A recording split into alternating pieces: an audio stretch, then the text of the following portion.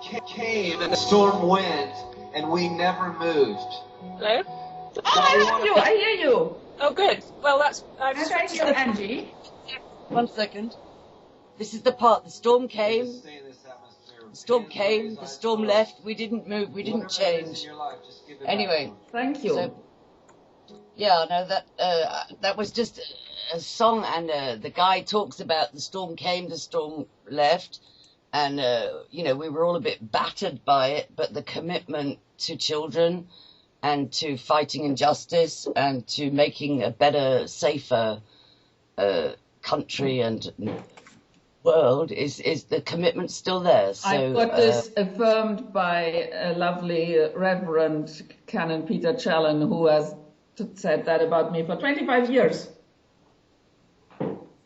So trust okay, to so keep going. Welcome, Belinda. Welcome, Belinda. And for anybody that's not familiar, am I with you? Can you hear me? absolutely, you're with us visually and audio. That's great. Really? Because I don't have a picture or anything here. So You must turn the audio video on. Okay. okay. Okay. Sabine figured it out as well. Under call, there is on the menu call, there is Right. turn video on. Video call. Video. No, not video call. Further down, video. It says video, and then I have three options: hide my video, video snapshot, video settings. Does it not? Why does it not say video? Turn video on. Not on my menu. No, and not on my either actually for the moment. But then, hey, there is a little a video camera, an icon that is crossed, and when you click it, it gets on. Oh no, this is video. That's what you want. At the bottom, it's a blue on the big screen. So I go to this group call. Oh, here we are. I'm here. You're Good, there. yeah, I'm here. And where is Sabine? You're just coming up. Wow, look at us. Aren't we great? Isn't it amazing? Amazing technology. Wow. And us in our That's lovely. mature years. Look at us getting to grips with technology. Anyway, welcome both of you. And just for those that don't know, you're both Mackenzie friends. And I originally thought that because you are Belinda Mackenzie, that you had actually started the Mackenzie Friends. Well, no, I mean, it started in 1970 with a couple, Mackenzie v. Mackenzie. And yeah, and it's not related to you, is it? No, it's just an accident of the name. But of course, everybody finds it amusing, so it's quite a useful sort of, you know, what you might call publicity tool. Or, yeah, you know, something to draw attention. We're talking just briefly, we don't want to give a lot of oxygen, but about the macabre and very dark video that some people construed as a death threat, and that certainly was not. Oh yes, you know, horrible. it would MK Ultra. Yeah. I have been writing a blog for the last. Well, I finished it now in the sense of doing every single day. For the whole of July, I wrote a blog, and in one of the last 2 or 3 days of my blog, really to put down on the record, if you like, my whole thoughts, because obviously being involved in this very dark and difficult case, it's thrown up a lot of thoughts about the case itself, who has been active in the case and what their position has been, all the players, if you like. And of course these videos denigrating and, you know, debauching really Sabine and me have been quite interesting, because they range from quite jolly and quite innocent and a little bit playful right through to this very, very dark series that MK Ultra has been bringing out, where you really feel that the people who are putting us down are the Satanists, you know, according to that video. Yeah. You know, make it very plain at that stage. And quite evident that MK Ultra is one of Rick Dearman's accounts. There's been a forensic analysis of the different where accounts is it based? Well, I'll share the link. There's a lady that did a 2 or 3 month analysis of all the different profiles that Ricky Dearman has on YouTube and uses to undermine or disinfo or threaten, intimidate, so on. So I'll share that, but there's pretty good evidence that MKUltra is one of those accounts. He may not have been the actual editor, he might not be that good, but certainly MKUltra is one of his YouTube accounts. Yes. Oh, Well, fascinating. it shows the mindset completely, doesn't it? I mean, it really couldn't be plainer. Yeah, it was almost like a Because subliminal cry. you and I could not possibly put out a video like that. I wouldn't know. Well, I wouldn't have the It wouldn't technical be skill. in But our I wouldn't have the mindset to to put all those horrible images. I wouldn't. No, it was like a confession of guilt. It was kind of So it is. Here we are. This is us. So, We don't like you for obvious reasons, and we're coming for you, and we're going to do you in, sort of thing. I haven't watched. Sabine was saying that she watched a few, and one of them was quite wounding. And I didn't even know that there were a few featuring me too. And somebody just last week said to me, "Oh yes, haven't you seen them? And there's cartoons of you, and there's this, that, and the other." And I went to the site for the first time. And then I realised that with a psychopath, you're supposed to not give them oxygen, you don't give them supply. And I realised that on WordPress, on those blogs, they can see who's been to their site. And I just thought, I'm not even going to give them the satisfaction of seeing, oh, yes, we got to Angie, she came and viewed the videos. So I just clicked off. And they even putting them on my wall on Facebook. And I can't be bothered. I maybe should look at them sometime in case some people have been foolish enough to believe the propaganda. But mostly I just looked at them briefly once for confirmation that that's who they are, and there they are. It's very good. It'd be good if we had solicitors just to act on our behalf and get rid of all that slanderous, libelous stuff. Well, but I don't think the public are really taken in at all at this stage. I'm sure, the people, when I say the public, of course, half the public are still asleep and don't know a thing about what's going on. But the ones that are following the case, I don't think are taken in.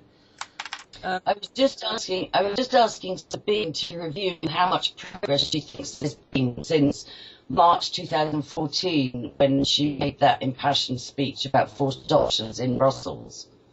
So do you want to complete on that? Just try and say how we've progressed since then, Sabine. Well, the best perspective we've ever had is this possible parliamentary debate on 7th of September, and that it even gets onto the agenda of the meeting of the EU Council, which are all of the heads of the 28 member states. So to have that perspective ahead of us based on one particular political group in Brussels, hopefully will get enough other political groups or leaders of political groups behind them so that this agenda will be scheduled. I mean, that would be a super duper quantum leap. But on top of what's happening in Brussels, there was a very good... Can I just stop you? That parliamentary debate is happening in Strasbourg, isn't it? Well, it so happens that it's Strasbourg, yes, because they alternate between Brussels and Strasbourg, but it is the European Parliament. Mm-hmm. Yeah. But Strasbourg, of course, is where the Commission is based. The Council. No. The Commission is in Brussels. What is based in Strasbourg is the Council of... Council, right. And it's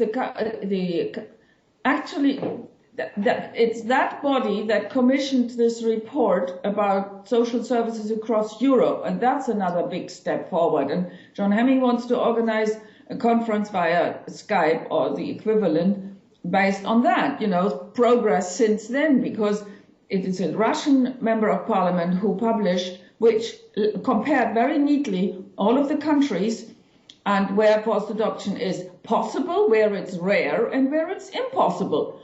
And the English lady who was commissioned... Yeah, that's very interesting. Where is that published? Because it would be a very useful document to have. Well, of course. I keep quoting it right, left, and centre. Yes. I haven't picked up on it yet, so if you can send me the link, I'd be grateful. Yeah, I'll look for it. But you see, at the same time, interestingly enough, the English lady who was commissioned by a Brussels policy department to comment on adoption without consent, in other words, produce an expert report, just like the Russian lady, she came up with this academic perspective and didn't even quote the Russian report. And so therefore there is now a group of us who are working on making the correction happen. Well, that's it, because I think everybody needs to join dots at this stage and get a sort of overall picture of who's the worst offenders, what the methodology is, who's already deploying the methodology, which seems to be, who's instructing which other countries how to child snatch and all of this sort of thing, which we know is happening. Yeah, and that is now hopefully what's going to be discussed in Parliament on September 7th. Well, that's terrific. And you're also publishing a book in September, aren't you? Yeah, I mean, my book is more or less ready. I want to add the correction to this adoption without consent. That's my main job, to complete it. And I want to make the timing dependent on whether it does or doesn't get on the agenda, this issue, and a few other things, like getting settled in London again. Mm-hmm. Yes, that's good. Now, I'm in the process today of writing to Mrs. Justice Porfley, rather like I wrote on the 16th of February, to sort of give my view of what's happening and what should happen this week. And I will mention to her, but I actually need you to sort of perhaps tell me what do you want, were you me writing to her, what you would ask her at this stage. I mean, I can say what all of us in the campaigning group want, which is that she should not on any account give the children to their father. I'll repeat that. She knows that already. And then, of course, we want this wretched penal notice lifted from you and from Ella. It's very important that, because Ella herself is completely innocent. She never put anything up online, so why she should be the subject of a penal notice needs an explanation. Yeah. And I'm loudly saying to everybody that she should never have had that imposed, because she's totally innocent and has not had any part in all this publication. Absolutely. So I just had a thought about that, because Sabine was saying before we connected with you that Tracy from Northern Ireland had recommended strongly that both Ella and Sabine come back to England. Well, let me just explain about Tracy. Tracy is about 100 miles an hour sort of person. I thought she was wonderful. She was a breath of fresh air. She is. She's a new broom and a new, new energy into the campaign. But she is a little bit ahead of us. I'm much more cautious and plodding. We all like different styles. We just all do what we can to prevent So I think she actually now has accepted that Ella should not come back. It really is too risky for Ella, because she's, from speaking to people in high places in the last few days. Even Tracy now accepts that, the whole wrath of the establishment, if you like, a certain part of the establishment, is focused on Ella and Abraham. Particularly Abraham. Yes, and this is what occurred to me, because certainly the British public, the natural instinct, the mother needs to be on the forefront, on the front line, fighting for her children. And if it was even 3 months ago, I would have said, yes, don't come. I certainly think they're trying to scapegoat Abraham. Oh, definitely. So I just wondered. Actually, I would say Abraham is in quite a lot of danger, to be honest. Because there was a dark implication that it wouldn't be very difficult to find him. Because I said I don't know where he is, as usual, because I don't. I have no idea really where he is. I've got a sort of vague idea, roughly, but not anything concrete. Well, he could have moved. I don't know. Who didn't? They've had to move a couple of I'm times. sure it makes any sense. They're moving around, so I have no idea where he is. But just to complete that thought, Robert Greene made a very dignified plea to Justice Lowell Goddard that she make it her business to stop the harassment of Melanie Shaw, and that if she wasn't willing to say publicly, whistleblower, it's not acceptable to imprison whistleblowers and mothers and so on. If she's willing to say that, then this 5-year, millions and millions of pound inquiry looks a little bit flawed from the outset. So what I was thinking was, I do think Ella and Sabine would be safe to come back, and I do think it would forward the case.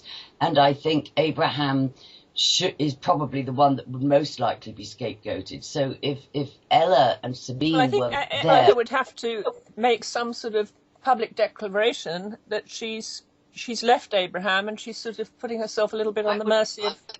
I wouldn't dream of that's none of our business. And this is No, what offends me. I'm just saying, because of talking to this high up person last week, you know, this man said he's been speaking himself because we went and briefed him on the case. Yeah. He's a contact originally through Tracy. I'm not saying who he is, but he seems to be very well connected. He's got the top police, the top journalists, because basically what Tracy's been trying to do since she's come to UK is persuade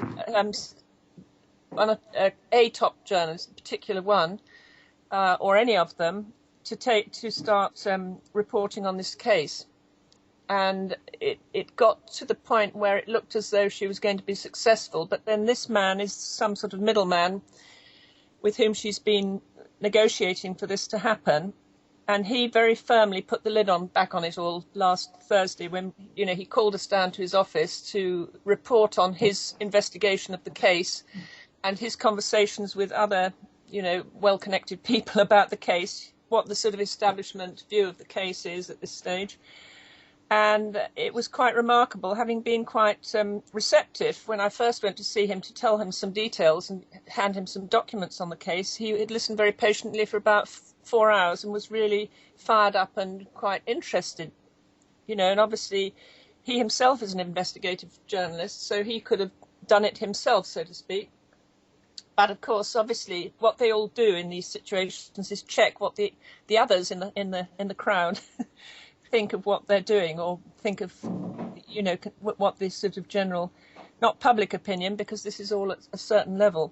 So he went round the back of the houses to his connections and checked about, you know, what you might call the establishment view is, or shall we say the intelligentsia view. You know, there's sort of the people who have dinner parties and sort of go to the theatre and things in London. Do you know what I mean? Or the opera. There's a certain sort of level of people in London who are the right people, the people that everybody should know. And that people in that paradigm of the class system and the hierarchy. It's a little bit like that, but London has its own sort of upper class, if you see what I mean, which is quite cosmopolitan, quite polyglot and eclectic, and but which is very definitely the people who know what's going on, the people who lead the public opinion or the top opinion, are in this band of people. So, as I say, he went to the back of the houses, talked to some of these people, and was very strongly, obviously, put off touching it, or anybody touching it. This was not going to happen. And why? Simply because the whole thing, although the case itself is obviously gives for concern, it's the satanic stuff that nobody wants to get into. That was it. So when we went back on Thursday, he was quite a different sort of guy, having been quite, you know, giving us lots of eye contact and quite friendly. This time he was very agitated. He sat us down. He sort of bombarded us with his view on the case, or what he'd found out about it, 100 miles an hour, which of course is quite okay because, you know, but we were sort of watching his body language, and Tracy got very pissed off. And when we left after quite a short time, having been given completely the thumbs down, that this is, he said, nobody's going to touch this case. The case is finished. Nobody's going to investigate. Because I said all I'd been pressing for is not particularly the satanic stuff to be looked at in the first instance, but simply to investigate Dearman. Because to me, Dearman is the key to the whole thing, rather like Dennis Mackey in Scotland in the Holly Gregg case was the key to all of that, and would lead to all the other people. Yeah, so for me, it's always been a case of Dearman not having been properly questioned and Dearman not having been investigated. And you say, oh, they're not going to touch Dearman now. You know, it's too late, etc. Okay. But anyway, Tracy was very, very disenchanted. So when we got up to leave and went through his door, she wouldn't even give him a hug. Usually because she's a sort of friend, he's a friend of hers sort of thing, and I've been tagged in. there was no warm goodbye. And then she's been fuming ever since. And I said, well, look, you've got to be realistic, Tracy. This is where things are at in 2015. There's this sort of glass ceiling that we can't go through. And we have to somehow find our way round it or up another way. And I'm sure we will. The point I want to make, Belinda, is that we're crossing boundaries. There's Cathy Morgan and other people have done incredible research on post-World War II social engineering, that children belong to the state and that the family structure is to be systematically broken down. And it's no more our business unless we have evidence that the mother is doing harm to the children, which there absolutely is none. And unless we have evidence that Abraham was abusing the children, and there absolutely is, physically he said, yes, a couple of things I did, I regret, I'm going to take responsibility for, but they're certainly not in the arena of what Dearman was accused of. But the point I'm making is, it's Ella's business whether or not her children's names or faces or whatever are online. And as you've established, her plan was to that was a last resort, and she certainly would have disguised their faces, but that's irrelevant now. But it's also this thing of anonymity, although it's paraded as something to protect the children, it actually is protecting the paedophiles. And my niece was in a court case and she waived anonymity in order to expose the abuser. And similarly, it's not our business to tell Ella you need to categorically leave Abraham in order to win this case. No, I'm just repeating what this top guy that we met advised, because I went right through the whole scenario. I said, can Sabine come back? Can Ella come back? What's going to happen? You know, am I going to get arrested or, you know, bumped off, anything like that, because I've been threatened? My instinct is that Ella and Sabine could safely be there. And that's when he said, you know, Ella, the only chance of Ella ever seeing her children is to come back by herself. Right? Yeah, for a short term, but it's none of our business whether she's none of my business. I'm just saying that for what he said. It's none of the state's business. If Ella's their mother and she can be empowered to create the best setting, she may say herself, let them go at least interimly to my parents in Russia, let them spend 6 months or a year just recovering from this nightmare in the peace and quietness, and, you know, we'll visit and so on. But it's this thing of the state dictating how children are raised and who's in charge of them and so on. It's unless there are sometimes cases where the children are not safe in the care of the family, but this is not one of them. So it's great to clear that up. Sabine, I know you've got a lot to do today, and you're travelling back to London today, is that right? Yeah. And how are you feeling about that? Calm, cool, and collected. Just another trip. And you're being met by a legal team, are you? No, Belinda. Well, I mean, I haven't called Noam yet, have you, Belinda? I haven't called Noam this morning, no. No, and I haven't seen an email either, so... All right. But, I mean, was he going to go to the airport? No, not at all. No. Or was he going to be on standby to go to... Because what the police said would happen was that you'd be picked up at the airport and taken to Colindale police station. No. No? He wrote a very clear, long email, Noam did. He said, if I'm arrested, but he tries to preempt it by making an appointment with the police. All right. And that's the same song that Asim sang at the time. Okay, well, we don't know the result of that or whether there's been any response to that. No, but it's partly because dear Spear is on holiday, and so but Noam therefore contacted what he called the contact center at police station, and I nearly feel that dear Spear just wanted to intimidate as well, also by saying that I would be picked up. Doesn't have to be so. All right. Well, I'm very, very happy to hear that, because I'd love to take you back in my car to your flat. Yeah. That would give me the greatest joy. Ham and High calling you a fugitive. I hope somebody's taking legal action against them. They've been outrageous. Calling you a fugitive. Can you just clarify, Sabine, if there's a warrant for your arrest or if you're just invited to come in and have a conversation? No, it's just wanted for discussion. There is no warrant for arrest. And there's no allegation again. Is there an allegation of harassment or disclosure or breach of confidentiality? Is there any charges against you? Belinda was the first one who told me, based on this visit by D.S. Spear, that it's actually Justice Powley who initiated this wanted for discussion, whereas until then, the wanted for discussion was, as far as I understood, on behalf of the abusers who used the Harassment Act. So I have nothing to about either in writing. Okay, and was it Barnet Police originally invited you in for discussion? It's Colindale Police Station, D.S. Spear. He's the guy who called me 2 days after I had left, and who confirmed by email that there is no EU arrest warrant. Is there anything and this unit of Barnet Police were also the ones who arrived on Ella's doorstep on the 12th of February with intent to arrest her and possibly even section her, although I couldn't get him to admit that, because I spoke to this Spear before he went on his holiday. And but anyway, he regretted that they didn't actually get in and do the job. I bet he does.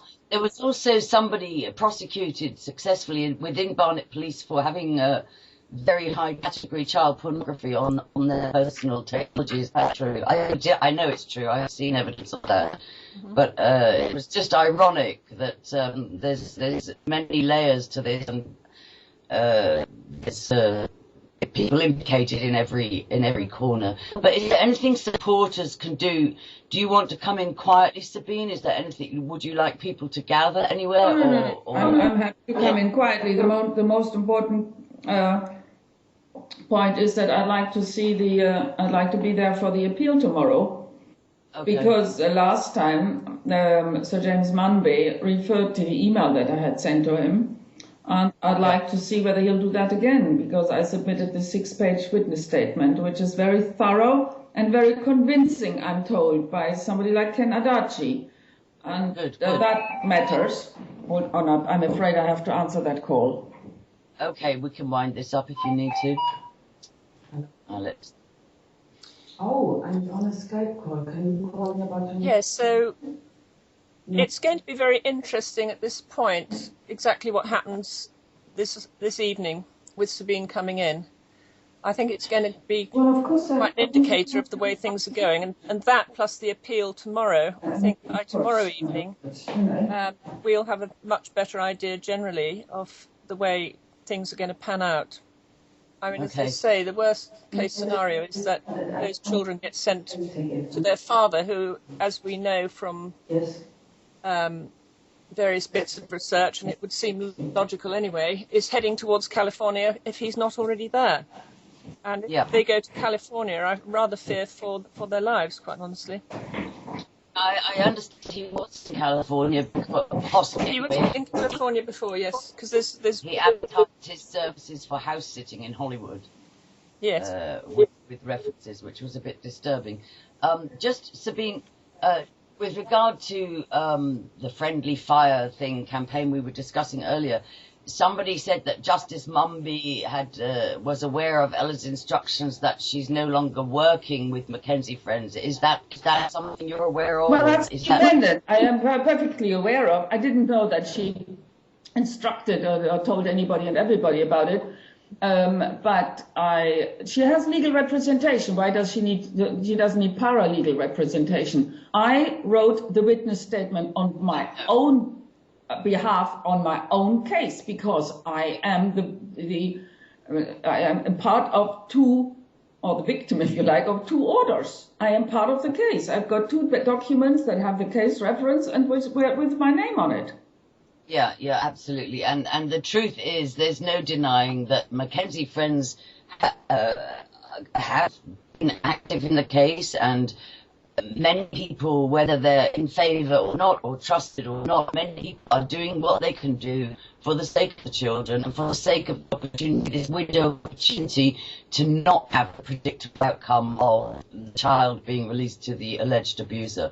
So it's not about us. It's about the children. It is about the public interest, and it is about publicity as the very soul of justice. Because it keeps the judge on trial. That is the first principle with which I started the witness statement.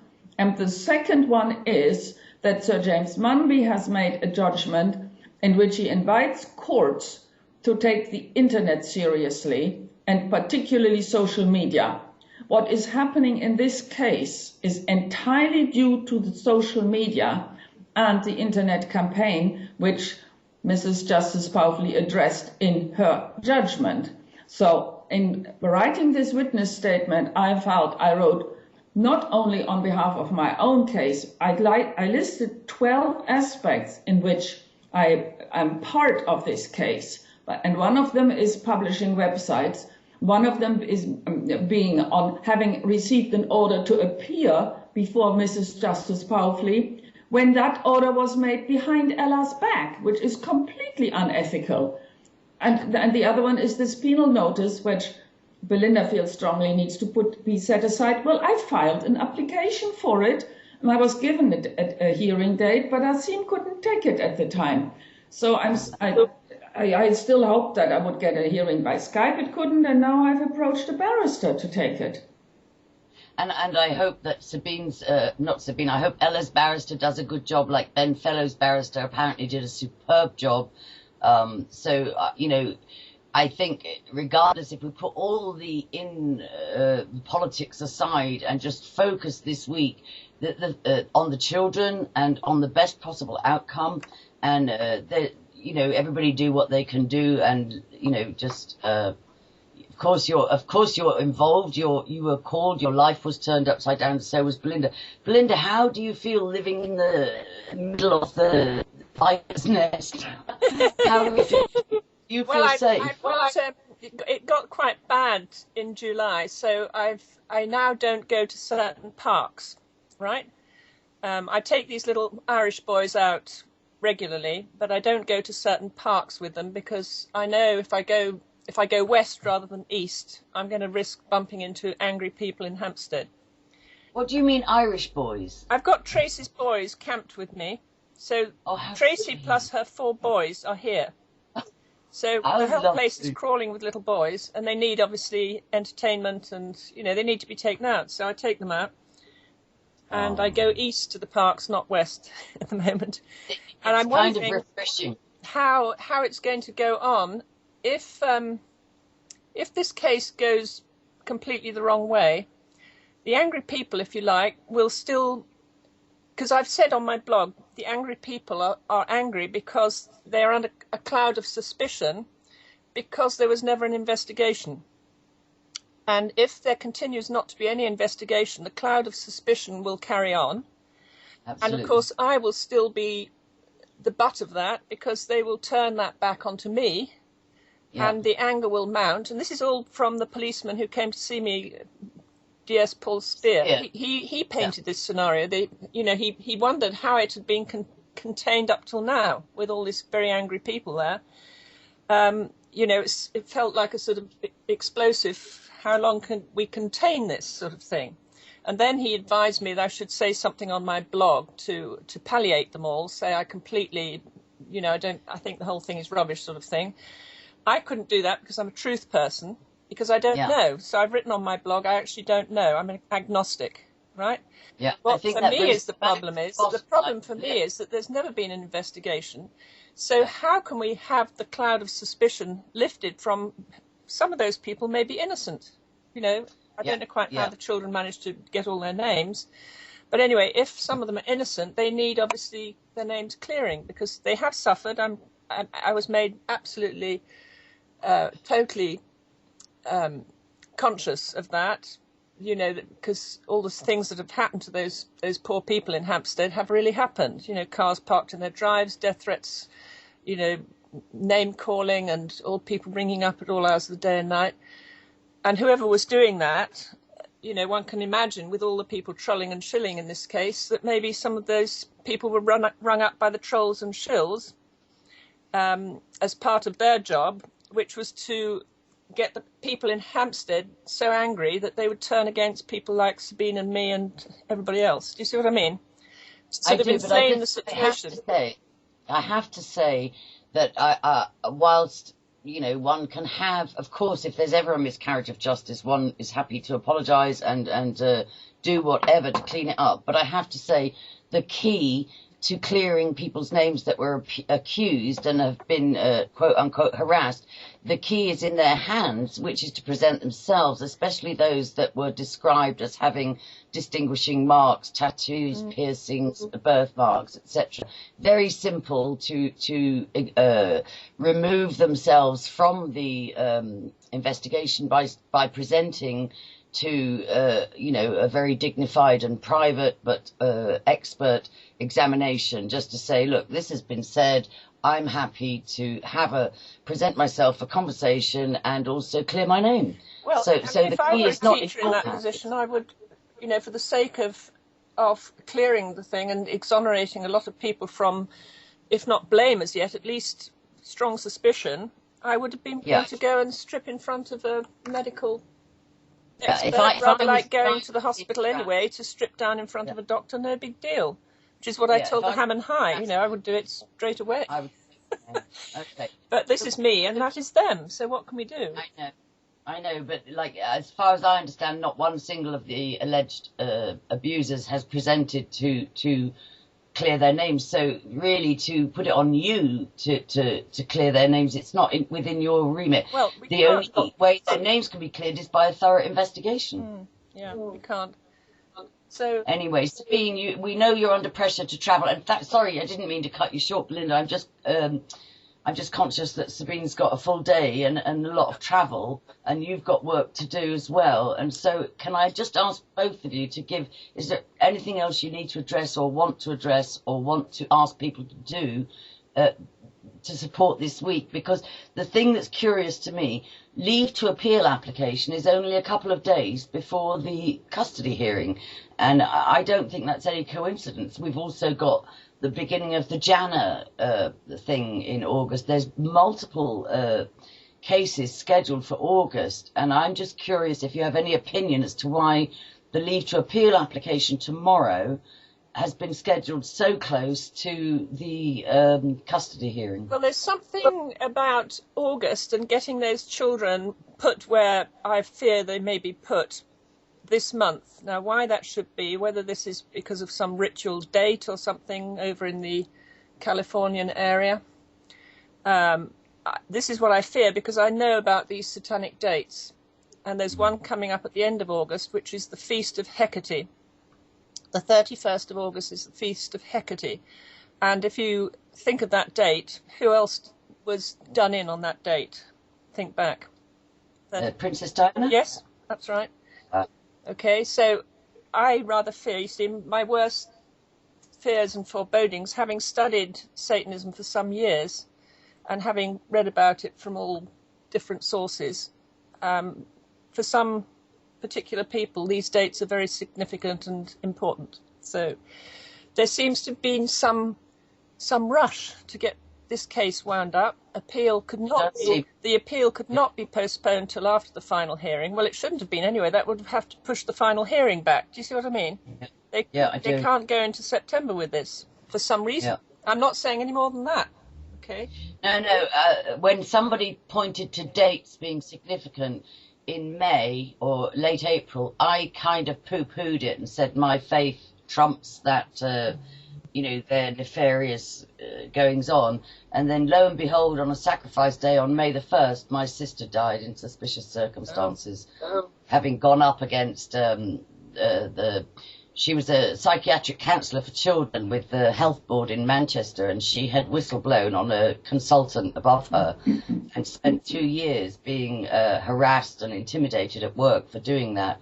And 2 days before she died, there came a letter terminating her, which has since been reversed, and she died on a ritual date. So I was very humbled in my poo-pooing of that whole yes, I'm sorry, but it is a reality for some people, and this is why we have to really, the public need to focus on all of that, because this is the root of the evil.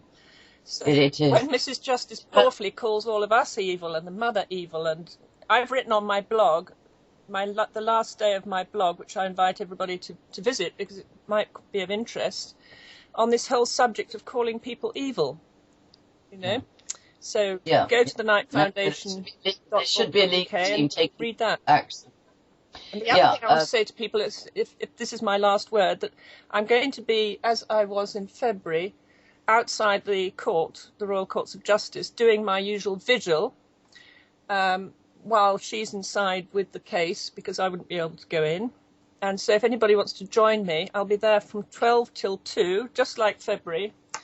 For anybody who's not on holiday and has got time to come and join me, and even if they don't come, I shall be there.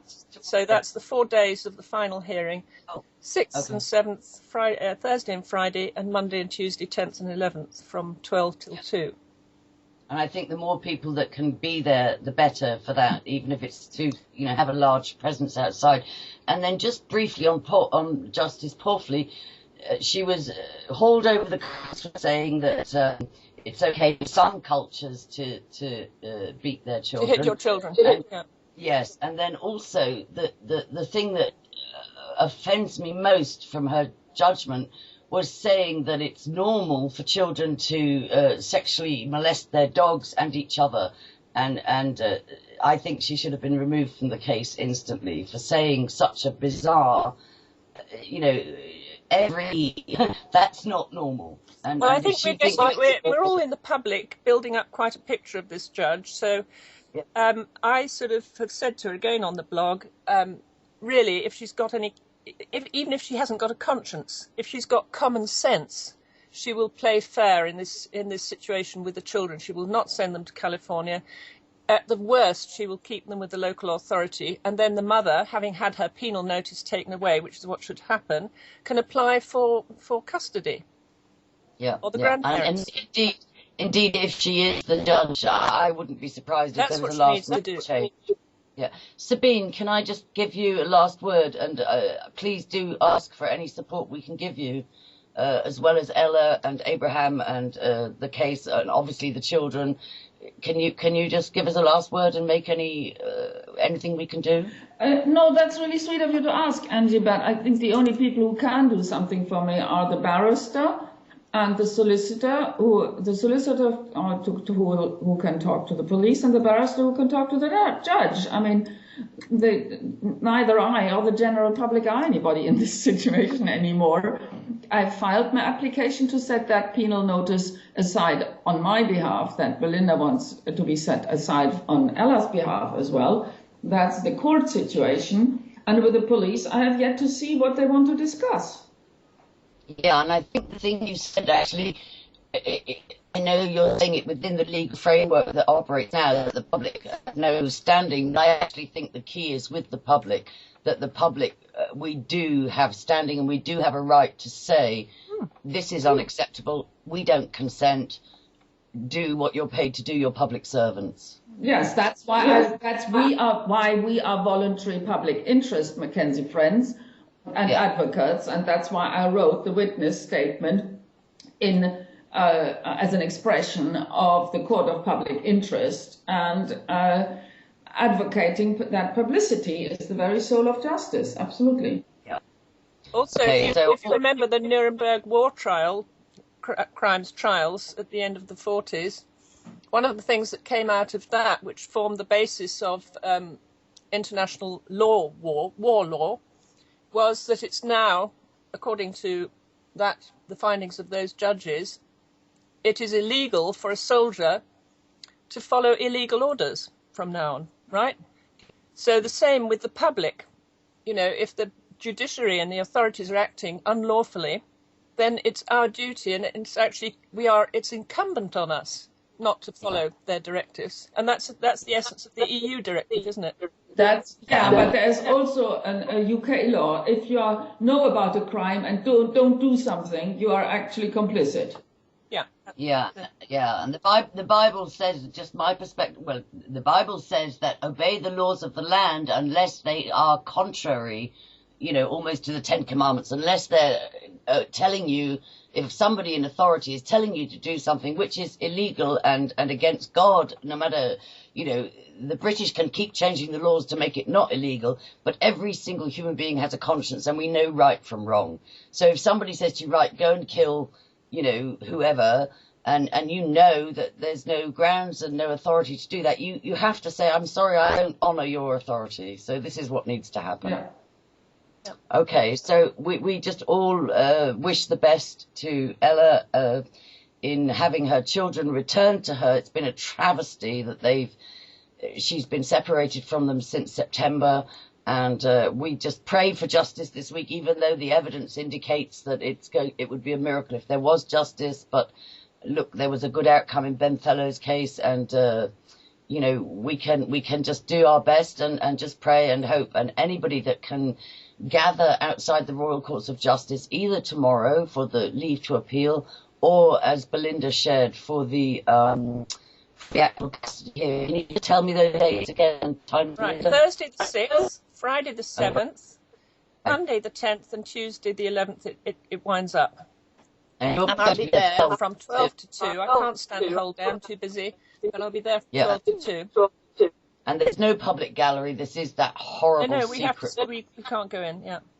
horrible secret court, which is in itself a travesty. Yep. But certainly, if I mean, I hope everybody- she's got a solicitor in there. I don't know. Ella doesn't talk to me, as everybody must realise, because I'm in the doghouse. Yeah, I know. She's It's all got been very. nothing I good can to say about me understand. at all. So I don't Yeah. know what her arrangements are for that hearing, for that 4-day hearing. I've no idea. Well, we've been transparent. We've said our piece. We wish them well. You know, we can all sort out side issues when this is resolved. But I just pray for a great week and a flagship week for Absolutely. justice. I think we need the higher spiritual powers here. We all pray. I think Absolutely. whoever we pray to, we should pray this week. Well, okay, well, as long as it's not I pray to Jesus. But anyway, thank you. I'll get this edited, clipped together, and uploaded as soon as I can. Yep. And please please stay in touch and give us updates on how everything's going. Will. I just pray for a peaceful return and a victorious week. Wonderful. Thank you. I love the term flagship. Thank you for doing this. It's very timely and helpful. Thank you. Okay. God bless. Bye. Bye.